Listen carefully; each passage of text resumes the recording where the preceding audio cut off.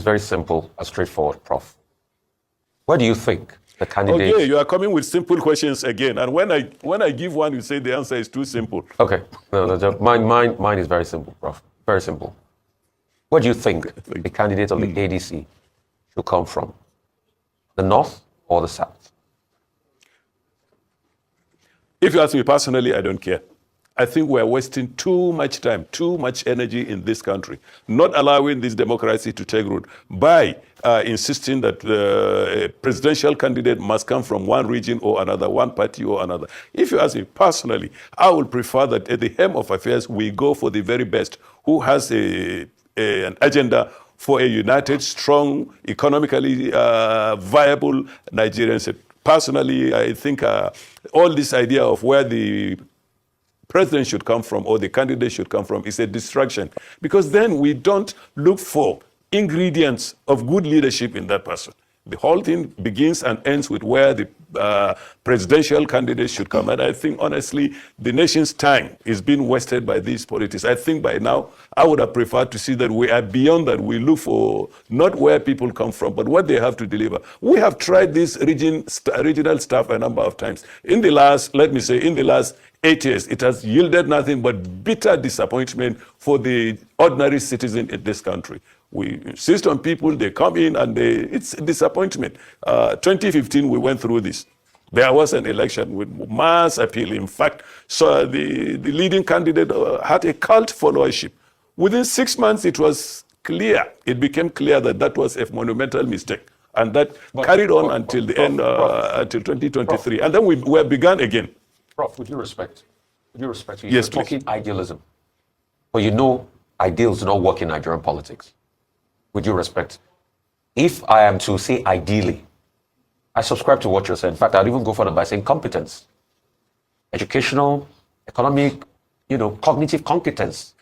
I would even say also part of the competence should be drug tests above board. So let's even see if any drug or any extra matter is affecting their cognitive competence. But that's ideals. But you and I know the country doesn't work on that. Since the 1960s, since we gained independence, let me even date back since 1914, since when the amalgamation happened. Let me even date back since 1906, thereabout, when the first amalgamation happened of the Southern Protectorate, before the amalgamation with the Northern Protectorate happened in 1914.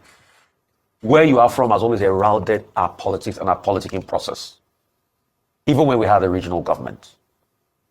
Yes, you can say it's been a colossal misfortune getting leaders through that way, but that's always the case. It will be power swinging to the north. People will now make argument for power to swing to the south afterward to be able to keep a level of balance and fairness. People that distort that octet, they are called aberrations. Like in the case of Jonathan, where Umar Musa Ardua did die, and somebody from the south had to step in. We even do it so much with our political party tickets. Once you have a presidential candidate from the north, you must have a vice presidential candidate from the south. Once you have a presidential candidate from the south, the vice presidential candidate from the north. And that's why I asked this question, because as we speak, the fact on ground is the question I asked you is dividing the ADC. And if the ADC will fail, that will be the reason. A lot of people feel the zeitgeist of the nation will be a southern presidency. A lot of people also feel that the North should be able to make a big inroad, and this is the time for them.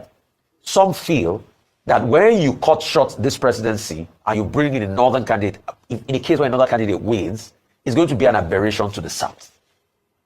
That's the permutation on ground, and that's why I asked the question. So let's leave the toga of idealism now. Let's talk about the reality permutation. And I'll ask that question again. Where would you want the presidential candidate to come from? If you want my personal opinion, you are not getting it. Short and simple. I live on idealism, and idealism is hope. And I always am hopeful, no matter what the situation. Look, it's not all about me, okay? It's about the nation. As far as I'm concerned, if you ask me, if you are trying to put me in a pigeonhole, my pigeonhole is Nigeria. My pigeonhole is someone who will deliver the dividends of the democracy. My vision is for one who will care about the future of our children. Look, I was hopeful, maybe naively so, in 2023, that some of the aberrations of the Buhari administration will be corrected, that will be put back on the path of national unity national cohesion and so, but that's not what we are seeing. Prof. And I'm not here. Who will decide, the persons who will decide who will rule are the electorate, and I'm only one of maybe 100 million. I cannot impose my view on that. Prof, yes, please. I got your point. Let the electorate decide. But do you think that this coalition, in terms of their goal, they say they want to get APC out of power, they want to remove Tinubu out of power, that's clear enough. Even if some people say, well, they have no ideologies, they have no alternatives, this is a hatred for Tinubu.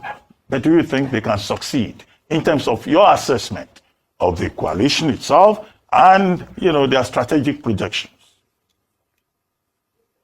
My reading for now, given the little evidence that we have from the coalition, is that, to me personally, it's a bit of a disappointment. One, I have not seen a coherent statement of what they intend to do. Second, I am disturbed by the emphasis on personalities. Who is going to be president, to be paired with who is going to be the national, president of the Senate, who is going to be the secretary to the federal government. And I said, it gave me a sense of deja vu. We have been there before. We are going back to square one again. Is it all about personalities, or is it going to be about the future of Nigeria, and of course how to get out of the many quagmires we have? If indeed the emphasis is on personalities, all those personalities, or rather nearly all the personalities in the coalition, have serious baggages. And in order for them to convince Nigerians, they have to bend over backwards and say something different. If it is all about personalities, I think they are dead on arrival. If they can present a coherent policy program and tell us, convince us how to change, or how to, one, restore national institutions that have been captured, if they can revitalize the economy, if they can promote inclusion, rather than what we have these people going with their own. So I don't see anything. So if that is the case, honestly, talking to people, I've talked to many people who are bitterly disappointed that we are not seeing what we should see.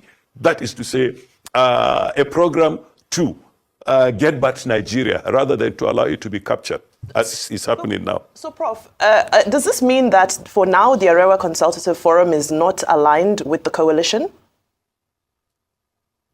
No, I'm not speaking for the Arewa Consultative Forum. I'm speaking for myself as an analyst. That's one. The Arewa Consultative Forum has always been a non-partisan organization. It's a socio-cultural group of persons. Now, the other thing is also that we have not met. We have not taken a decision on this. So I'm not speaking for the ACF. Let me make this very clear.